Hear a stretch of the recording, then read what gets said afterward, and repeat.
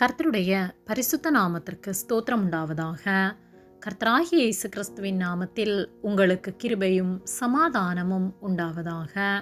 இந்த நாளுக்குரிய தியானத்திற்கான தேவ வார்த்தை ஏசாயா அதிகாரம் 42 வசனம் 18. செவிடரே கேளுங்கள், குருடரே நீங்கள் காணும்படி நோக்கி பாருங்கள். பிரியமானவர்களே, கர்த்தருடைய பிள்ளைகளாகிய நாம் கண்களிருந்தும் காணாதவர்களைப் போலவும் காதுகளிருந்தும் கேளாதவர்களைப் போலவும் செயல்பட்டு கொண்டிருக்கின்றோமா என்பதை நாம் சிந்தித்து பார்க்க வேண்டும்.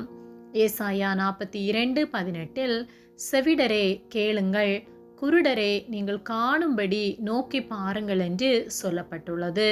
கர்த்தருடைய பரிசுத்த இரத்தத்தினால் கழுவப்பட்டு பாவ வாழ்விலிருந்து பாவ அடிமைத்தனத்திலிருந்து மீட்கப்பட்டவர்களாகிய நாம் இரட்சிப்பின் வஸ்திரத்தை கரைப்படுத்தாமல் மாசற்றவர்களாய் வாழ்ந்து கொண்டிருக்கின்றோமா என்பதை சிந்தித்து பார்க்க வேண்டும்.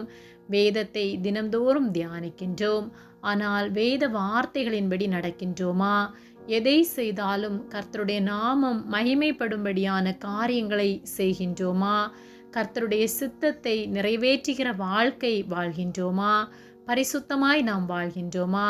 நம்முடைய பார்வையில், நம்முடைய வார்த்தையில், செயலில், சிந்தனையில் பரிசுத்தம் காணப்படுகின்றதா?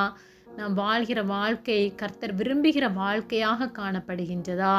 நம்மை குறித்து கர்த்தருடைய நாமம் மகிமைப்படுமா என்பதை நாம் சிந்தித்து பார்க்க வேண்டும்.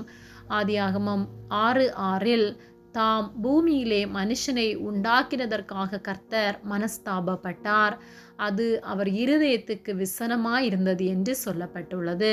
நம்மை குறித்து கர்த்தருடைய எண்ணம் எப்படிப்பட்டதாயிருக்கும்?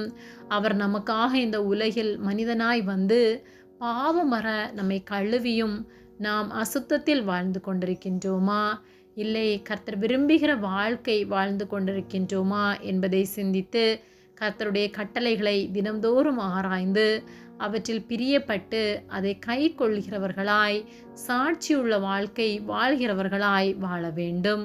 கர்த்தர் நம்மிடம் பணத்தையோ செல்வத்தையோ பொருளையோ எதிர்பார்க்கவில்லை, மாறாக நம்முடைய பரிசுத்த வாழ்வை எதிர்பார்க்கின்றார். நான் பரிசுத்தமாயிருக்கிறது போல நீங்களும் பரிசுத்தமாயிருங்கள், பரிசுத்தமாகிறவன் இன்னும் பரிசுத்தமாகட்டும், பரிசுத்தம் இல்லாமல் ஒருவனும் தேவனை தரிசிக்க முடியாது என்று வேத வார்த்தைகள் பரிசுத்தம் எவ்வளவு முக்கியமானது என்பதை நமக்கு தெளிவுபடுத்துகின்றது. கர்த்தரோடு கூட நாம் ஜீவிக்க வேண்டுமானால் பரிசுத்தமுள்ள வாழ்க்கை வாழ வேண்டும்.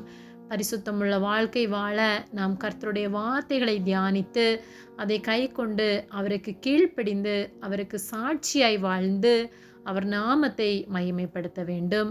ஆகவே வேத வார்த்தைகளை செவிகளால் கேட்டு கண்களால் பார்த்து இருதயத்தில் பதித்து அதை கை கொண்டு அதன்படி வாழ்வோம். அவருடைய நாமத்தை மகிமைப்படுத்துவோம். ஆமேன். ஜெபம். எங்களை அதிகமாக நேசித்து வழிநடத்தி வருகிற எங்கள் அன்பின் பரிசுத்த பிதாவே, இந்த நாளையும் நாங்கள் காணும்படியாக நீர் எங்களுக்கு ஜீவனை தந்ததற்காக நன்றி செலுத்துகின்றோம்.